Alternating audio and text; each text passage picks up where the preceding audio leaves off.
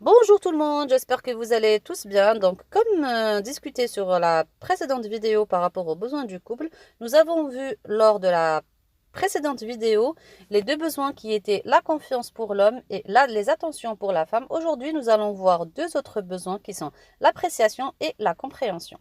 Donc, nous allons commencer par la compréhension chez la femme. Pour cela, Paul Diwandre a pris un exemple. Il a comparé la femme en fait à une vague. Donc il dit qu'en général, la femme, quand on la compare à une vague, elle a donc comme une vague des hauts et des bas.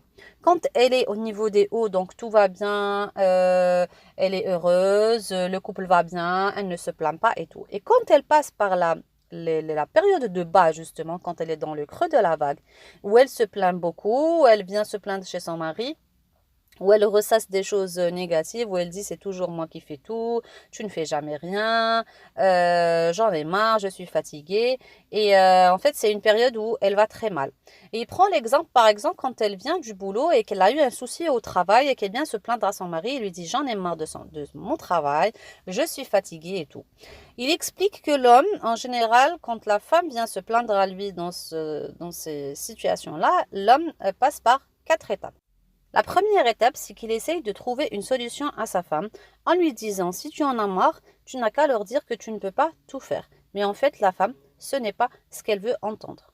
La deuxième étape par laquelle passe le mari, c'est essayer de voir le côté positif et de relativiser en lui disant ça ira mieux demain, ce n'est pas aussi grave, tu sais très bien que ce n'est qu'un travail, à la fin du mois tu auras un salaire, essaye de voir le côté positif des choses. Encore une fois, la femme, ce n'est pas ce qu'elle veut entendre et ça peut même l'énerver 2 fois plus.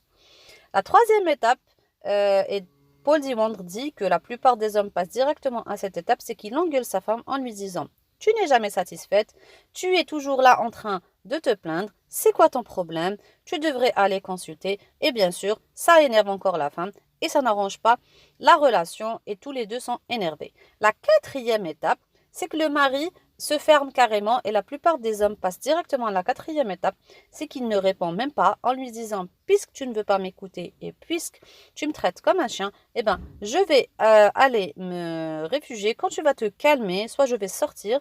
Quand tu seras calme, je vais revenir. Mais en fait, encore une fois, ce ne sont pas les solutions que la femme recherche. En fait, ce qu'il faut savoir, c'est que dans ce genre de situation, la femme n'est pas dans son côté rationnel, mais elle est dans son côté émotionnel féminin. C'est-à-dire que la femme cherche à être écoutée, soutenue de façon sincère.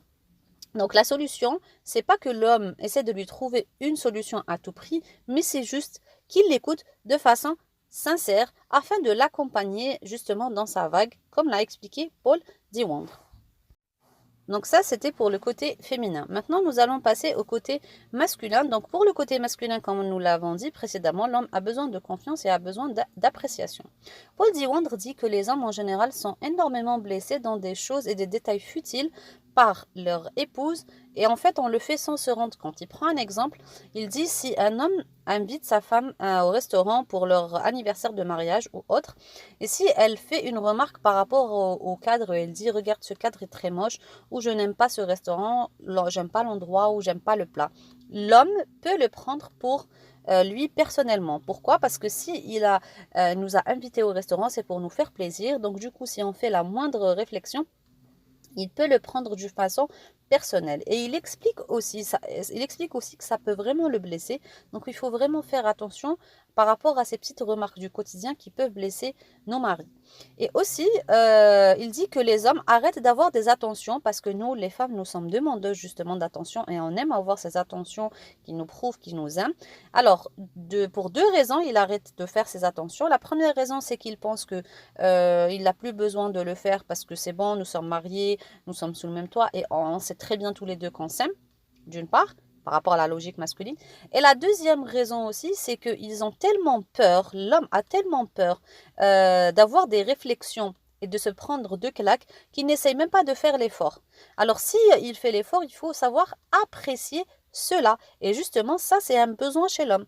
Comment apprécier? Paul Diwandre dit que les merci beaucoup, les tu me rends heureuse, tu es fort, l'homme en a besoin. Même si, pour nous, par exemple, s'il nous rend un service en prenant les enfants chez le médecin ou en prenant les enfants à l'école ou en sortant, par exemple, les poubelles, il est important de dire merci, même si pour nous, ça ne nécessite pas, mais en fait, pour eux, ça les encourage énormément. Il prend un exemple que je trouve très probant, c'est l'exemple de l'aspirateur pour justement comprendre les deux différents besoins de l'homme. Il dit que si par exemple moi je prends l'aspirateur et j'aspire le tapis et que ma femme vient me dire oh là là c'est génial, tu le fais super bien, c'est nickel, on peut manger par terre, c'est top.